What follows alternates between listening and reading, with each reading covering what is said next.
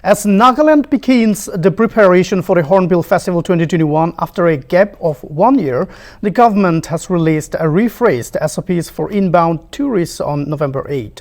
Considering the progress in the state's COVID situation and better governed coverage of vaccination, a suppressed standard operating procedure was issued by the state government. Chief Secretary J. Alam stated that the new SOP will apply from November 11 till further notice. Following the updated SOP, compulsory COVID-19 screening test for inpouring tourists at all the 8 entry points must be conducted. A violation of the SOP will be severely taken action against.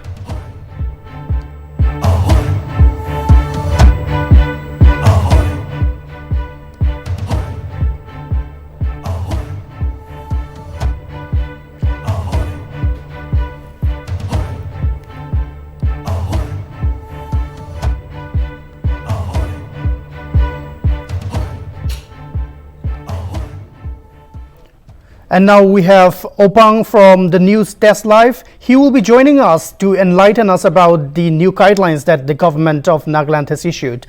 The government of Nagaland has issued some guidelines, so let us go over to Opang. Opang, can you hear me? I can. Yes, Opang. Yes, good evening. Kindly enlighten us with the new guidelines that the Nagaland government has come up with, and how are the new guidelines going to be implemented? With the new implemented SOPs, travelers including tourists entering Nagaland will have to undergo COVID-19 screening tests in the following locations: in Dimapur Airport, railway stations, New Field Check Gate and Talai Gate, in Kohima, Kusama, while in Mokokchung, Chitapla and Wati Yongpang. In Mon, they will have to do the screening at Nagini Mora and TZ, while in Wokha, Bandari, and finally at Pek, they will have to do the screening at Lanya Junction and Akash Bridge. So for all the various points that the tourists and travelers have to be checked, so how is the testing process planned by the government? All individuals entering Nagaland will have to undergo screening tests. Screening tests will be done for all individuals, whether they are vaccinated or not vaccinated. They will have to undergo the screening test.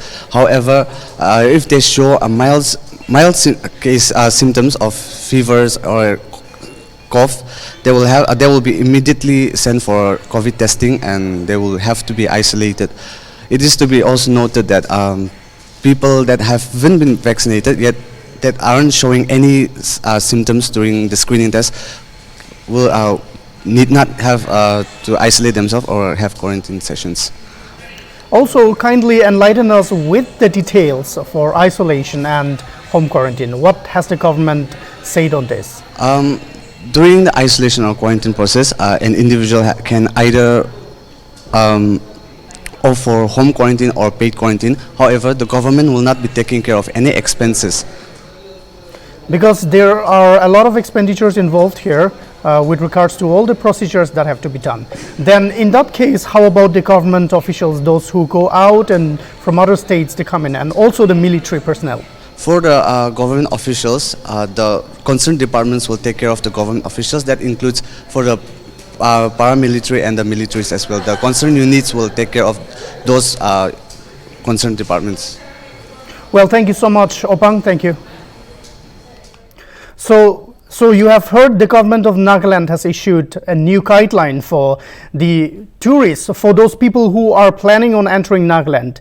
So the government has issued that mandatory COVID screening shall be done at 8 different points in Dimapur, Wokha, Mokokchung, Kohima, as well as Pek and Mon district, and these districts, they have to undergo mandatory COVID screening. So for those who are tested with mild symptoms, they have to isolate themselves and they have to take a test. Until their test reveals that they are COVID negative, they will be held in quarantine or either home isolation. And also it is to be noted that once the report has come out and they are negative, they are free to go about. And also the same in the case of those who have RT-PCR test, and even though they have not taken any COVID dose, if they have the RT-PCR test and if they are asymptomatic, the government has issued that they need not do the COVID testing.